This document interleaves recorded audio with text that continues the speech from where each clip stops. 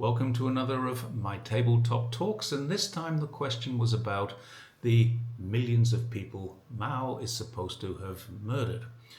The question was, can I talk about the people killed under Mao during the revolution?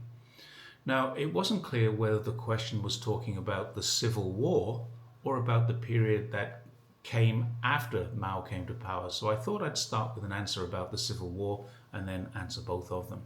If we're talking about the Civil War, Mao didn't kill people. He was a military leader and he was famed for winning battles by not fighting them. Of course there were battles, but the art of war tells us that the best battle to win is the one that isn't fought. And the Long March is a classic example of exactly that. Mao knew he couldn't win a war with an army of enthusiastic but ill-trained and ill-equipped farmers. So he had training camps set up, and when danger approached, he moved them. Now, many people did die during the Long March. It was an heroic story, one of some battles to defend the marches and one of extreme conditions in hostile geographic conditions. Now, believe me, I've cycled through many parts of the route and some of the geography is incredibly harsh. The fact that this was even contemplated, let alone achieved before they had roads through there, is amazing. Logic tells us people would have died, but logic also tells us that it can't have been as many as some pundits would have us believe, because from the Long March there came the People's Liberation Army, and from that came the resistance to the Japanese, as well as the overcoming of the KMT, the Republican Army. So let's be realistic. Mao, whether you like him or loathe him, did a fantastic job leading during this period. Deaths in a war are inevitable, and China went through 15 years of almost constant war. So let's not blame Mao for all the deaths during this period. In fact, we can blame the Japanese and the KMT for most of them if we were really going to delve into it. Now let's get to the post-Civil War and the forming of the People's Republic. The numbers people say were killed are nothing like the numbers who appear to have actually died. I've seen 20 million, I've seen 30 million, I've even seen reports that say 200 million, and all of them caveat the number with the words in inverted commas, it is believed, or there may have been up to. There's not a single piece of reliable or authoritative research that can prove the number of deaths. And wherever we read about it, it isn't in Chinese reports. As far as I know, there aren't any official ones. It's in Western reports. Often the reports are written by people who've never set foot in China. Now, I've done some research, and there are numbers that quote 20, 30, or 40 million. There's even a Gaokao question. That's the Chinese university entrance exam, and the correct answer was 40 million. But the truth is, the information is not known. Put it into any AI, research all the possible sources you can find, and you won't get a definitive number, even though at the time it happened, there was already a census and a household registration system, the Hukou system, which started in 1958, and the first census was in 1953. All the sources, even those papers written inside China, cite Western sources, not Chinese government census or official documents. Here are the facts that are known to be true. During the period from 1979 right up until today, in fact we can go back to 1949, China's population has grown. Its life expectancy has increased every single year, and yes, this included during the Great Leap Forward and the Cultural Revolution.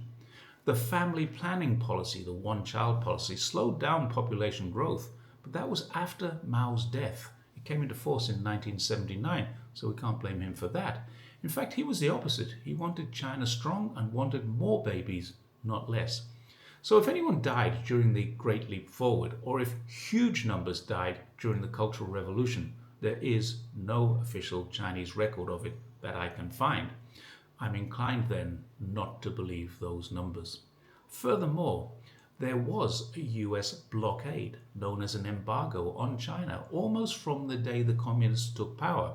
Anyone in China who was hungry, we can blame American policies for that, not the communist leadership. They couldn't import anything. US policies were then, and still are now, to create as much disturbance in places that they don't like in order to bring about regime change. They're doing it in Venezuela now. They're doing it in Iran. They've been doing it in the DPRK and Cuba for over 60 years without a break. They want those leaders to fail and would love to see them brought down by internal strife created by hunger, lack of necessities, and poverty, which the US have caused. From the 1950s right through to the 1970s, when they decided they needed China to help them with a rift in the Soviet Union, as well as the possibility of massive workforce that would work for peanuts. That was the policy of the US against China. They openly admit they've been trying to change China for decades, and now they want to stop China completely because China is proof positive that a well-managed socialist country can provide for the needs of its people, something the elites really don't want the workers knowing about. Hence all the misinformation. When the communists took power and announced on the 1st of October 1949 that they had formed the People's Republic of China, they took over a country that was bankrupt. All the gold, the foreign currency, all the reserves, as well as many of the national treasures were taken to Taiwan. They've never been returned. So to blame Mao for this is completely wrong. He may have made some policy mistakes, but for sure he did not murder millions. He was not responsible for the deaths of millions, nor did millions die except in what appear to be accounts of fiction created by the West. Even the CIA yearbook, look it up, for those years said nothing of millions dying, and I'd suggest that these are just myths. I personally know how many people who lived through those times, my wife's parents being the closest to me. They remember hardship and poverty, they remember food shortages, and of course some people died, both old and young. The vulnerable would have succumbed very easily in such conditions, but not in the numbers that would add up to 30 million, and even less likely that they would add up to 200 million, which was about 25% of the population at that time. My wife was born into a home that had no floor. It had no electricity, no running water. The roof was made of bark and thatch. The walls were made of bamboo and rice straw. She's 51 years old now and still remembers that. So China's come a long way. 45 years later, her parents live in a 5-bedroom, 4-bathroom, 3-story home. And they're just very ordinary people. Their home is no different to most of their neighbors. Poverty has been alleviated throughout China, not just for the elites.